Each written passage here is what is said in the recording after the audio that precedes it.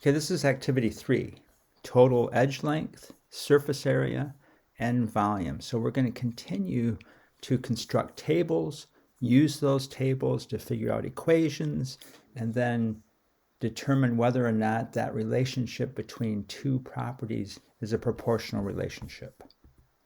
So in the first case, we're going to look at the side length of a cube and compare that to the total edge length. And total edge length means you're going to take all the edges, and how many edges are there? We're going to count these in just a moment, and take that total length of all the edges and compare that to just a single length of one side. All right, so how many edges are there? Well, the total number of edges are the blue edges at the top. So 1, 2, 3, 4.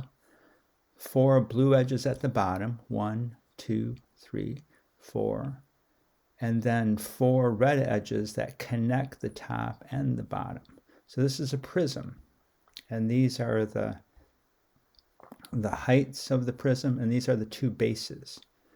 And so the 4 red edges, 1, 2, 3, 4. So you get a total of 12 edges for a cube. And you might take a cube, or even a box will work. It's not a cube, but still has the same number of edges. And just count the number of edges, go around it.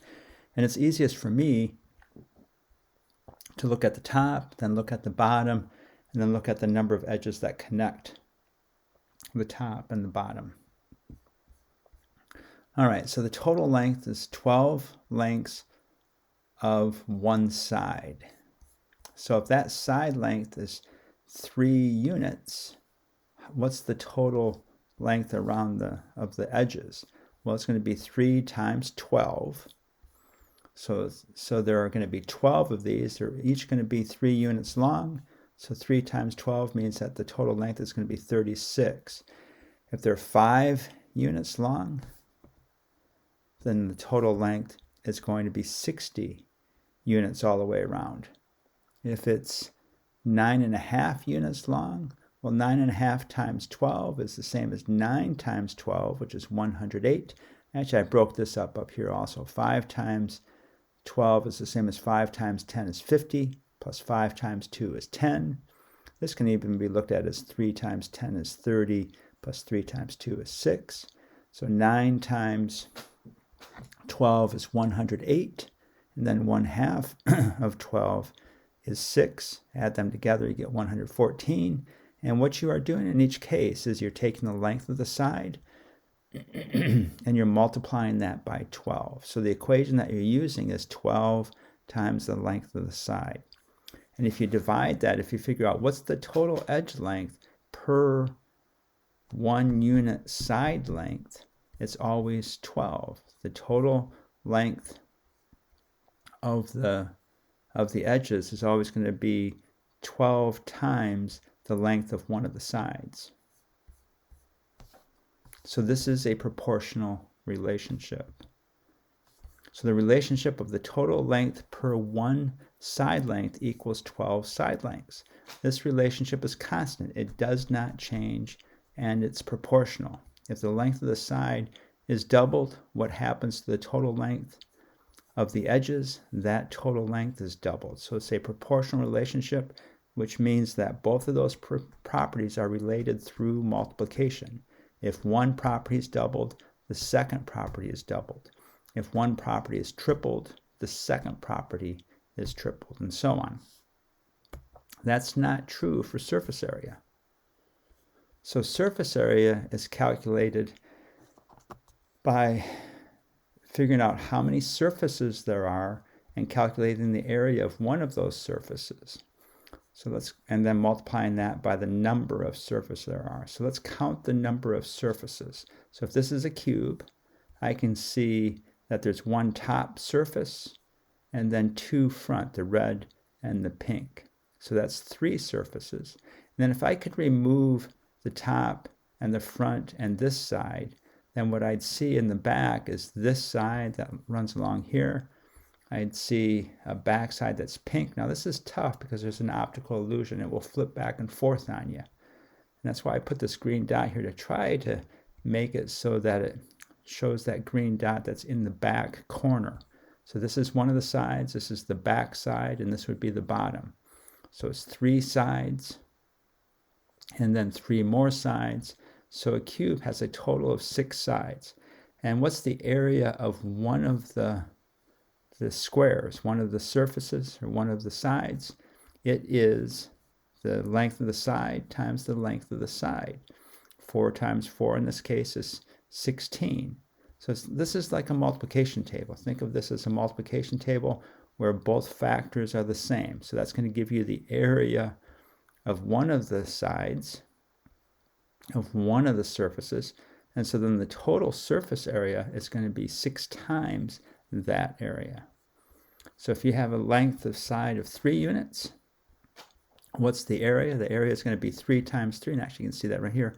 3 times 3 is 9, and there are 6 of these. So 6 times 9 is equal to 54 square units. If you have a length of 5 units along the side, that's going to be 1 more unit, and 1 more unit this way. So it's going to be 5 times 5, or 25, and then there's 6 of those. 6 times 25 equals 150. 4 times 25 is 100, then 2 times 25 is 50, so that equals 150. If you have a length of 9.5 units, then the area of one of them is going to be 9.5 times 9.5. And I'm going to zoom in on this calculation. So 9.5 times 9.5. Well, this can get a little bit tricky, but if you use the distributive property twice to figure this out, you can get there. It's not that bad. So 9 times 9 is 81. And then this 9 times this 1/2 is 9/2, which is the same as 4.5. All right, so this 9 times this 9, and then this 9 times this 1/2.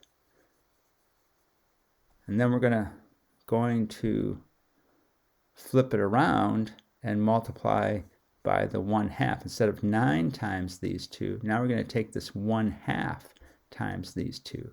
So what's 1/2 times 9?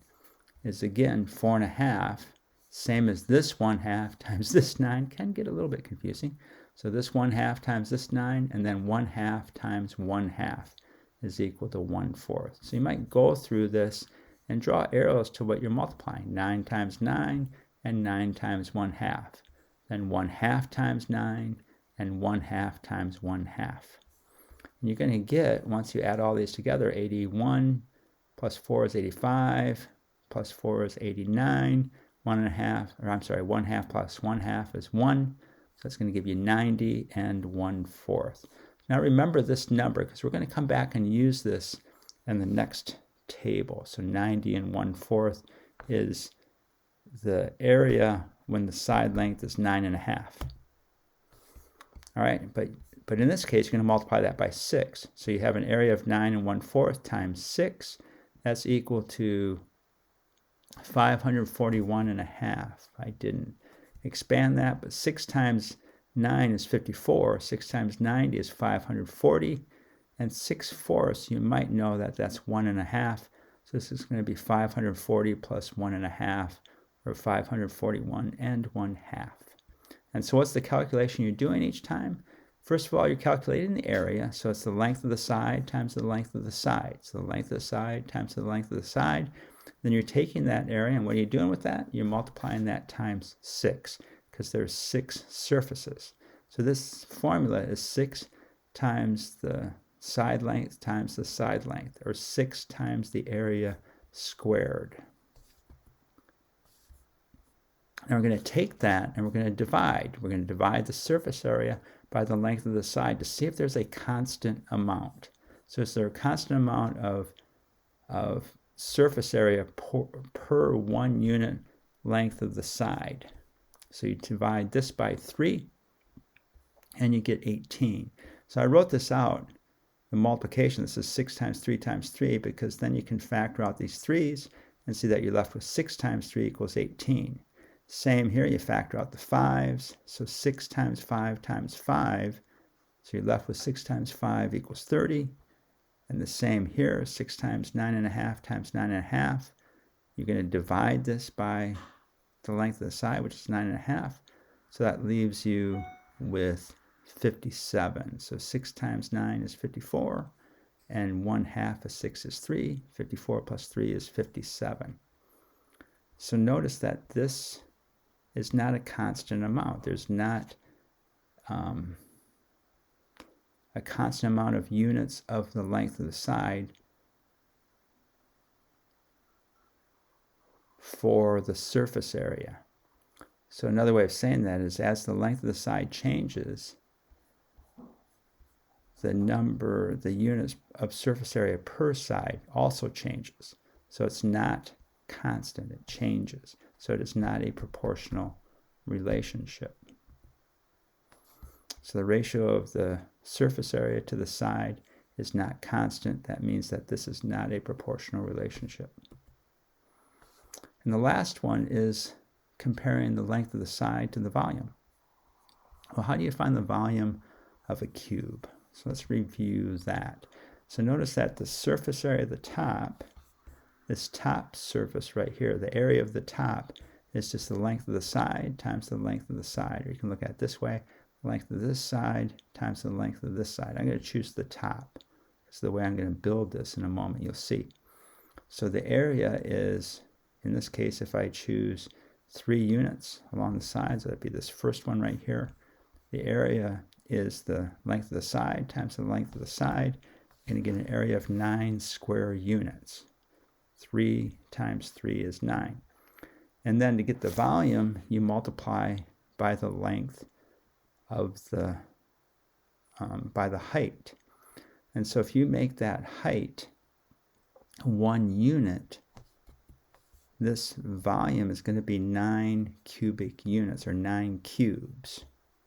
So this is 1 unit. If you make that height 2 units, this is going to be 2 times 9, or 18 cubic units. So it's going to be 9 cubic units on the bottom layer and 9 cubic units on the top layer. Those add together to equal 18. So 3 times 3 times 1 is equal to 9 cubic units. 3 times 3 times 2 is equal to 18. But if you make that height 3 layers, so it's the same height as this side and this side, that's going to form a cube. This hasn't formed a cube yet. But now if you make it a cube by making this height the same, notice that it's 3 times 3, and now the height is 3 layers. So that's equal to 27 cubic units. So that's the side length times the side length times the side length, which equals the side length cubed. That's what that exponent means there. How many times do you multiply the side together? You multiply it together 3 times. So it's side times side times side, which is side cubed. So this is the volume of this cube. All right. So if the length of the side is 3 units, 3 cubed, 3 times 3 times 3 is 9 times 3 is 27. 5 cubed is 5 times 5 times 5. 5 times 5 is 25. Times 5 is 125. 4 times 25 is 100, plus another 25 is 125. And remember, I asked you to remember that 9.5 times 9.5 is 90 1/4. That's the area when this top surface is 9.5 units in length. And we calculated that before. So now you just multiply that 9 1/4 times 9.5. Well, using the distributive property, what's 9 times 90? 9 times 90. 9 times 9 is 81. Times 10 is 810. What's 9 times 1/4? Well, 9/4 is 8/4, which is 2 and 1/4. So this is 2 and 1/4. And then now you're going to multiply each of these values by 1/2. So what's 1/2 of 90? It's 45. And 1/2 times 1/4 is 1/8. You add these together. 810 plus 45 is 855. 856, 857. Adding that 2. 1/4 is the same as 2/8. 2/8 plus 1/8 is 3/8. So it's not that bad to do just with a pencil and paper without a calculator. So it's 857 and 3/8. And so what are you doing each time to get the The volume is you're multiplying the side length times the side length to get the area, and the last side length is the height, which is the same as the two other sides. So that means that it's the side length cubed. Now you divide them. You figure out what's the ratio of the volume to the length of the side. Is that a constant amount? And you find that it's not. It changes. So as the side length changes, the ratio of the volume to that side length also changes. So that is not a proportional relationship. So what you're doing is you're dividing the volume by one of the lengths of the side. So you ended up with the area of the top. No matter what the side length is, the ratio of the volume to that length of the side is going to give you the area of the top. So this is 9 units, 25 units, and 90 1/4 units, or the side squared. So it is not proportional. The ratio of the volume to the side is not a constant amount. Keeps changing as the side length changes, so it is not proportional. And this is just a review of what you're doing for the equations in each case. So you're taking the number of sides, you multiply it by 12. So it's 12 times the side length. Because it's another length, it is proportional. But area is not a length, it's a length times a length. And there's 6 surfaces, so you're taking the area of one of them and multiplying it by 6. So it's 6 times the area of one of the surfaces. It's going to give you the surface area. And the volume, again, it's not a length. It's the side times the side times the side, which is a volume. So you're taking the area of one side and you're multiplying it by the number of layers, and that length, which is equal to the length of one of the sides for a cube. So you're taking the area of one side and you're multiplying that by the same number of layers as the length of this side. So that's the equation for volume, is the side times the side times the side, or the side cubed.